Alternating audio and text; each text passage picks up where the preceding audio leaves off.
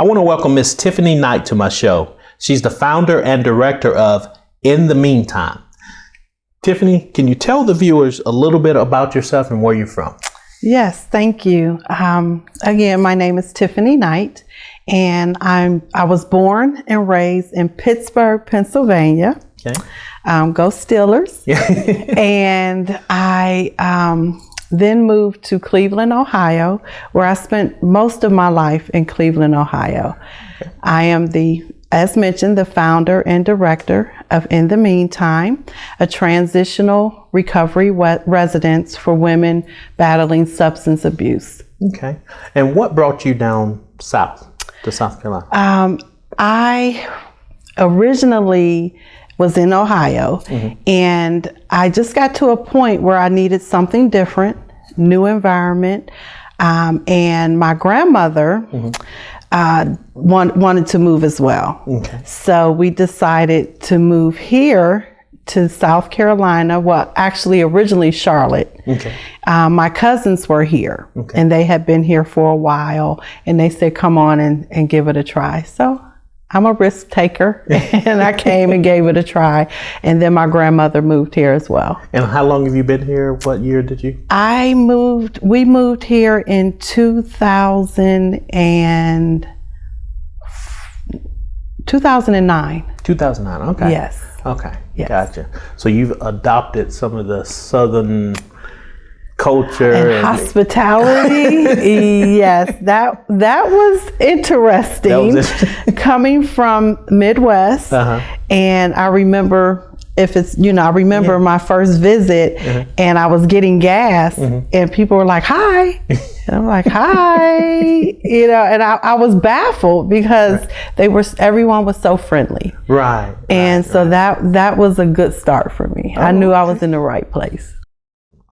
So tell us a little more about In the Meantime, how you got started, tell us, just kind of dig a little bit more into what In the Meantime's about. Sure. In the Meantime is basically started due to my own lived experience. Okay. So I'm a woman in long-term recovery, and what that means is I have not had alcohol or any unprescribed drug in my system since October 19, 2002. In 2002, I was homeless. And I had gone to a detox center. My sponsor at that time, still is my sponsor. She dropped me off at a detox center. I'll back up a little bit. I was living in an abandoned building that I furnished, but that's a whole nother story. But during my addiction, I was living in an abandoned building. And I had my sponsor pick me up and took me to a detox center. I stayed 7 to 10 days in that detox center. And when I left that detox center, I had one phone call, a bus pass, and the clothes on my back. Wow. That's all I had. And that one phone call was to a Goodwill shelter in Akron, Ohio. And they had a mat on the floor. And I begged them to hold that mat on the floor for me. Wow. And once I got to the Goodwill shelter, I would sleep on, I would lay on that mat each night and ask myself, what am I going to do in the meantime? Right. And that's where the name In the Meantime came from. Oh, okay. Basically my lived experience. Right. Many women must return to the same environment that contributed to their substance abuse. Right. And that's what was going to happen to me. Luckily, I was fortunate enough, and I made the decision to go into a sober living environment after I was accepted into treatment. So after leaving the Goodwill shelter, I went to a 90-day treatment program. And when I left there, I went into a sober living program.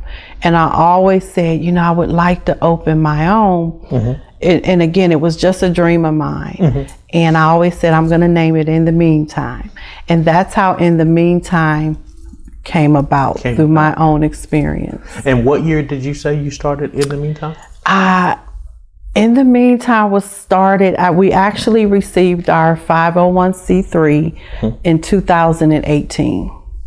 2018. Oh, yes. okay. So it was a long time before, again, it was just a dream. Right. And I would talk about what I wanted to do and how I wanted to help women and how I wanted this house so that women have a place to go, a safe, substance-free place to recover along their journey. Right.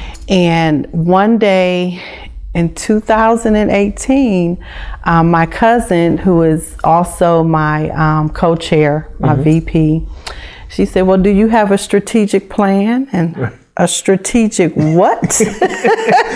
And that's how it started. Right, we started talking about what we need to do, what needs to be done to get this house open for these women. And obviously it was a process learning how to start that business. Like you said, you didn't know what a strategic plan was. I had no idea. And I'm still learning. Oh yeah, I tell you, in business you learn every single day, every single second. So I applaud you. Thank for, you. The struggles you've been through, and it's just to get you to here now talking about your success. Now along the way, and I know you've talked about your recovery and being homeless, and things that you didn't know about business and some of the lingo and stuff. Did you ever run into any adversity? And what I mean by adversity, like people, when you came up with the idea, people coming to you, maybe friends and family other than your cousin, telling you, why would you want to do that? Or you can't do that. Have you ever experienced any adversity or anything with that? Yes. To answer your question. Yes. I remember going to a meeting of other recovery residence owners, people that were starting recovery homes or had already had recovery homes. And I remember speaking with a lady, and I was sharing, I'm excited and I'm telling her what I'm going to do. And she did. She said, that's not going to work. Right. And at first I did. I got very defensive. Like, what do you mean it's not going to work? This is a great idea. Right. But I learned on the ride home, as we're riding home, I didn't understand, why isn't it going to work, but that's where I learned to take feedback, be humble, listen, take it in, and use what was said, and then the rest I don't have to necessarily take on. Right. Turn that negativity into a positive. Right. Exactly. Yes. Exactly. Well, that's great that you were able to do that. And I know you talked a little bit about, you were questioning some of the things on the ride home, and you're basically doubting yourself. Yes. That's a really tough thing to get over with someone starting a business or anything they want to do in life. Maybe going back to school to, further their education. That doubt, that's what hinders us. Yes. And we don't really realize it at the time, but we get past it. It's a tough journey, but we definitely, that self-doubt just continually just eat us. Now, with your self-doubt and you going through some of the adversities with that person that was telling you these things that you couldn't do this, or why would you want to do that type of thing, just to help some of the listeners who may be some of the viewers that may be going through some of the same struggles that you have with self-doubt, were there any failures or setbacks with you starting your business that maybe you can help someone out with, how you got through all that? Yes. With what I've learned, starting a nonprofit, you do have to run it as a business or it will fail. To answer your question, I've had bleeps, bloops, and blunders. Yes. The blessing for me is this vision was given to me for me, my belief in my personal belief in my higher power, I'm gonna call God. And God gave me that vision. And through this process, there's going to be highs, there's going to be lows. Right. I've been blessed to have people in my circle to inform me. And I'm going to back up. I know we were supposed to do the interview about 3 weeks ago. And it's amazing how things happen, because I've learned in those 3 weeks more than I've learned in the last 18, 19, 4 years. Wow. About running a nonprofit. My leadership, I had no leadership skills. Right. And it hurt to hear that. Right. But it was the truth. So right now what I'm doing is, and I hope I'm answering your question, what I'm doing right now is I take feedback, I digest it, and I do what I need to do to grow. Right. And right now I'm taking some leadership courses so that I can build and assist my board to help assist me. Right. Right. So that we can have a sustainable recovery residence. Right. So sometimes feedback is not easy. I've stumbled, but we get back up, we learn from the mistakes we've made, and we keep moving forward. And what would you say is your greatest accomplishments in business? My greatest accomplishment is sharing my story with other people, letting people know that recovery is possible. Recovery residents, women recovery residences are needed in York, South Carolina. There are faith-based homes, which are great. There are homes for women coming out of prison, but there are no recovery residences for women. What's unique about your business? I believe the uniqueness about our nonprofit in the meantime is I'm not selling anything. It's a recovery is a want. It's a need, but you have to work for it. It's not, I can't sell you a pill to make you better. Right. You know, if one person helps another person, and that's what's unique about In the Meantime coming into the In the Meantime recovery residence. We're going to recover together. Right. This is women empowering each other to recover together. Right. And I think that's what makes our home unique. It's a home. Right. And what age is it mainly targeting? We are targeting right now 21 and over, 21 plus. The culture has changed. A lot has changed from 1987, 88. That was my era, you know, and it's a different, the results are this, women are dying. Right. I don't even know any other way to put it. Right. And in the meantime, our goal is to save lives. Right. Is to save lives. Right.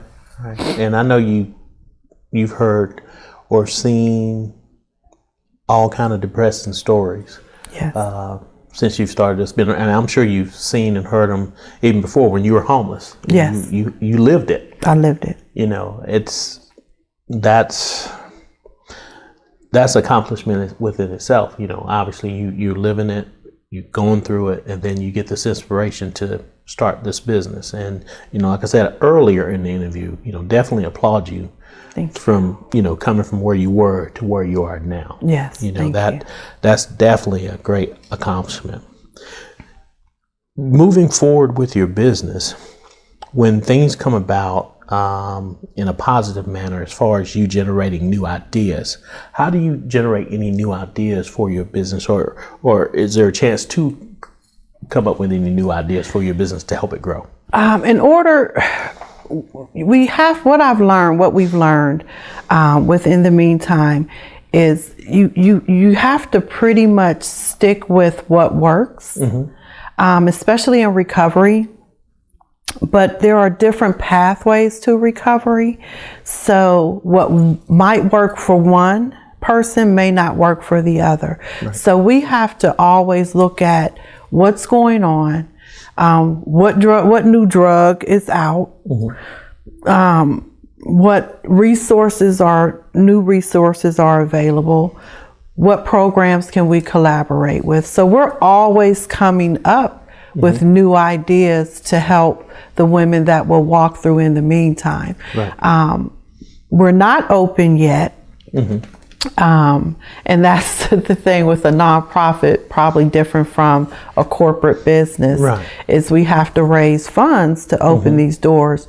I can't help women if those doors aren't open. So while we're waiting to open, we're constantly gathering information from other mental health agencies, other resources that will be available, so that when we do open, we can get these women the resources and the help they need. Right. So we're always looking at what's working, what's helping this person, what's helping that person. So we're always open, right, open-minded to new ideas. And with you, basically within the next few weeks or months, or whenever you do open your doors, throughout your whole process, what sacrifices have you had to make to become successful with starting this business and getting those doors open pretty soon? Any sacrifices? I know we all start in business and have sacrifices that we have to make. What are some of the sacrifices that you had to make? There are a lot of sacrifices, but I kind of don't. It's a must. Other than a sacrifice, I think anything for me that comes too easy, I won't appreciate. That's just from past experience with me. So I do know when I want to go on vacation, no, I need to be reading. I need to attend this class, right, or I need to attend this luncheon, or I need to go network with these people. Right. I need to see what's going on. So I have a full-time job. So when on my lunch, I'm looking at what can we do for in the meantime. Exactly. What funds are out there for in the meantime? Who do I need to reach out with, to and see if they'll speak with me and hear what we're doing or what we want to do. On the weekend, no time to rest and play and sleep. I'm now, especially now, working on my leadership skills, knowing where I'm weak and where I'm strong. I'm reading. I'm looking at YouTube videos. I'm looking at what you need as a nonprofit, what you need, the do's, the don'ts. So there's no idle time anymore. Right. There's no playtime. Oh, exactly. No playtime. You got to get on it. Exactly. I have work to do. Oh, absolutely. Your friends are out having fun. Like, hey, I can't hang with y'all this weekend. I can't go on this trip. I'm on a mission. But I have learned one of the most important things is self-care too.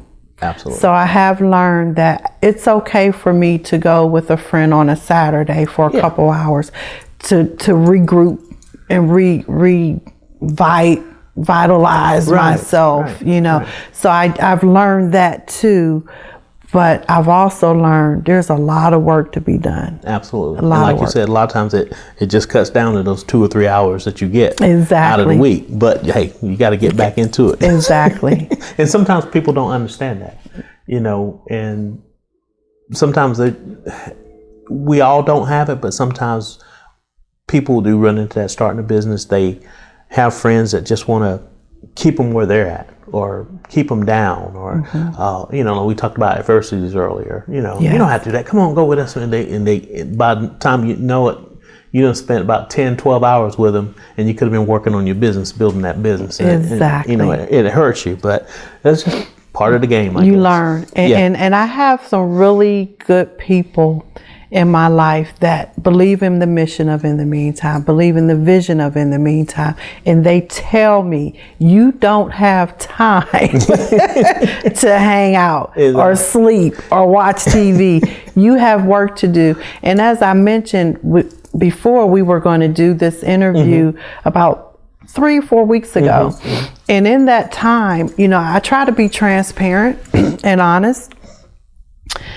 As I mentioned before, I was informed by someone that believes and cares about the mission and wants to see In the Meantime open that you don't have idle time. You have to start reading on leadership. You have to start looking at what you need to get these doors open. You need a mentor. These are the things that I thought, I'm doing okay. We just had an event. We did a fundraiser. What? But those are the people. It's about the people that I've learned to keep in my circle. Yeah. To always be open to suggestions, constructive criticisms, keep an open mind, and be open to learn and willing to learn. Right. And what are some of your greatest fears about starting this business?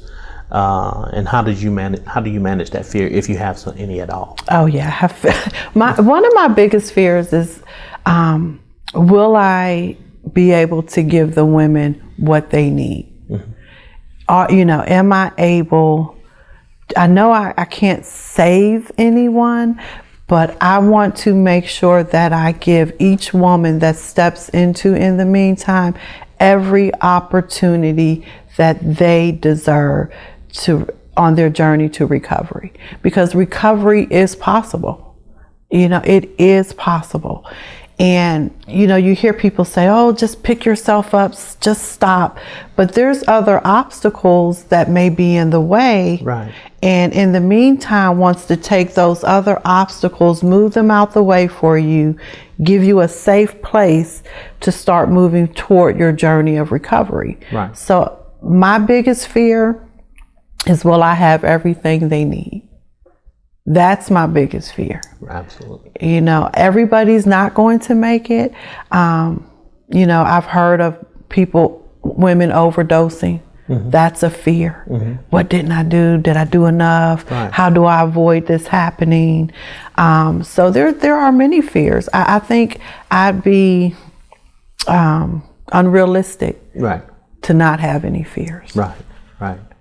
Yeah, I'm sure you got a bunch of them dealing with the things that you're dealing with, and the type of people that come to you with their issues and problems. And there's a whole host of things that go in people's lives. A lot of times I'm looking at myself, I'm like, well, I got it pretty bad. I don't have this, I don't have that. But you hear somebody else's story, like, good gracious, I'm okay. Yeah, I think I'm okay. And then you like you're doing, you just go out and try to help them. Exactly. And then you're gonna reap the blessings in the end of it. But it's a sad world out there when you really get out there and start working with people. It is. And start finding out what's going on in their household, or if they don't have a house, finding out what their issues are. Exactly. A lot of times you realize how blessed you are. Exactly. And that's what I believe keeps me moving forward to opening In the Meantime. There are days when I wake up at 3, 4 o'clock in the morning, like, I can't do this. Right.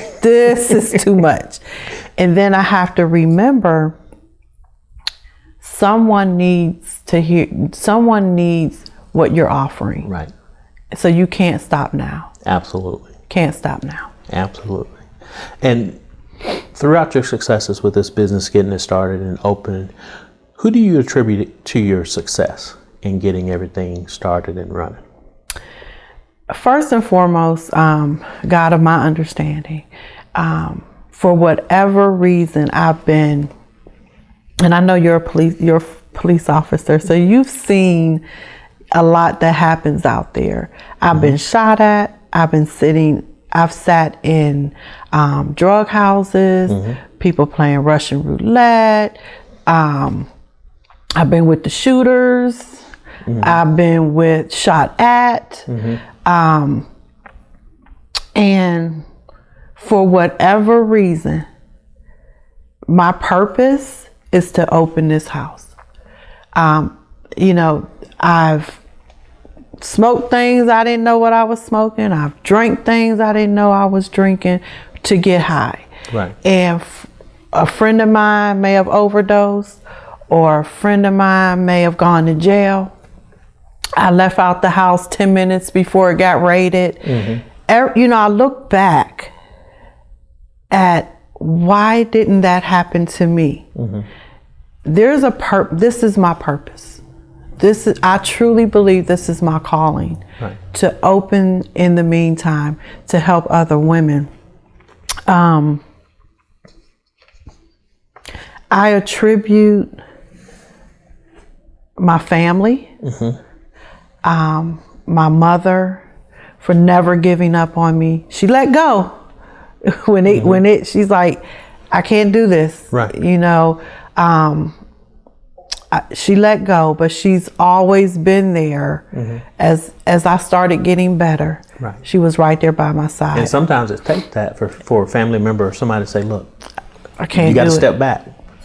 And that's where you, like you were saying earlier, that's when you have to step in and say, I got to do this. I want it. It's got to come within, because nobody can help you but you. Exactly. And my father, my father was also in recovery. He has passed away.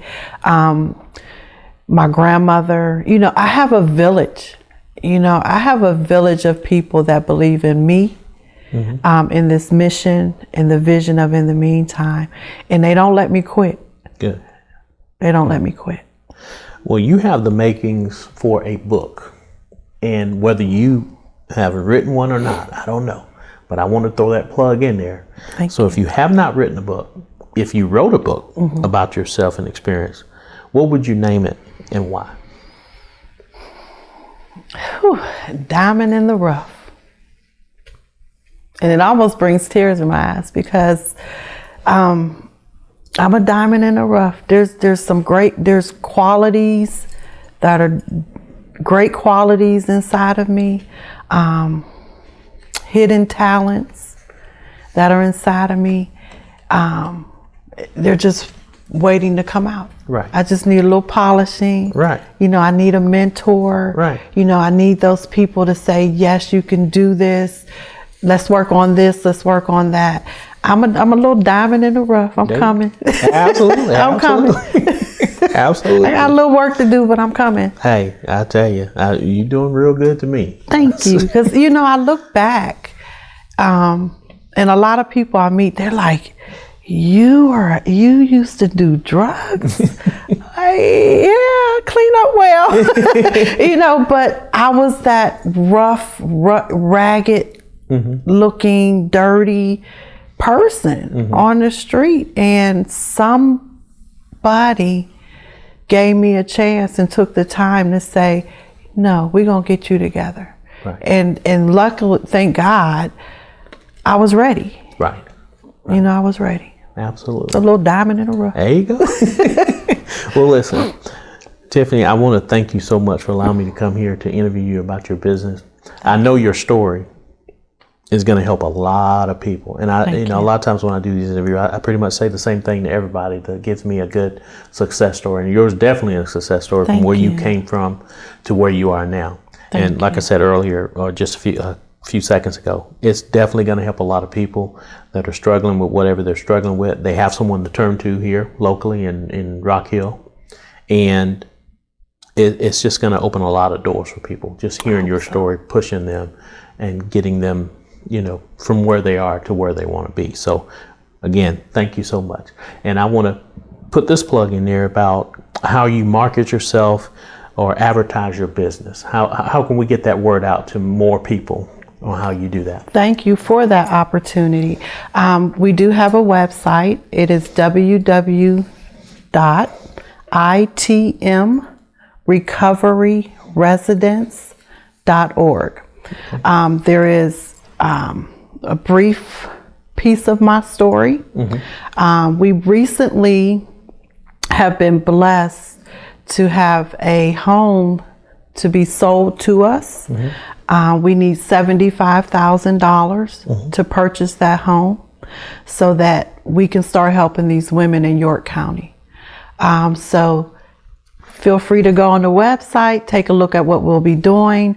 Again, we're recovery residents for women recovering from substance use disorder. Women will be 21 and over. We will also we're going to treat mind, body, spirit. So helping them with resume writing, helping them with living skills, health and wellness. So again, we're treating mind, body, spirit, but we can't help these women if we don't have those doors open. Absolutely. And we need $75,000 to open those doors, just to open the doors, just to purchase the home. Right. Volunteers, anyone that's looking to assist with on the board, we need board members. So we need the help, and we can do this. It's going to take some time. Oh, absolutely. These women, we can't keep burying our women, right, our mothers and our sisters and our nieces. These are people's children, right, and we can't help them if they're dead. Absolutely. And you mentioned the website. Are there any other ways that viewers can contact you? Maybe a phone number or a Facebook or any other social media? Definitely. Our phone number, 704-658-7096. Also, again, the website. And we do have a Facebook page. In the meantime, 501c3 is on the Facebook page. We're working on some other social media outlets as well. So we need a tech person. So, it's coming along, but the best place to reach out is through the website. Through the website? Yes, okay. Through the website. Good deal. Well, again, thank you so much for allowing me to come here. As I stated earlier, it's going to help a lot of people, and I'm sure after a lot of the viewers see this, the phone calls, everything, the website is going to be blowing up. I hope so, and I it's an honor to that you reached out to me, and I thank you, and I congratulate you, and appreciate what you're doing to help us. The entrepreneurs and those people, us trying to get started and to get who we are out there. So thank you for what you do. I really appreciate you.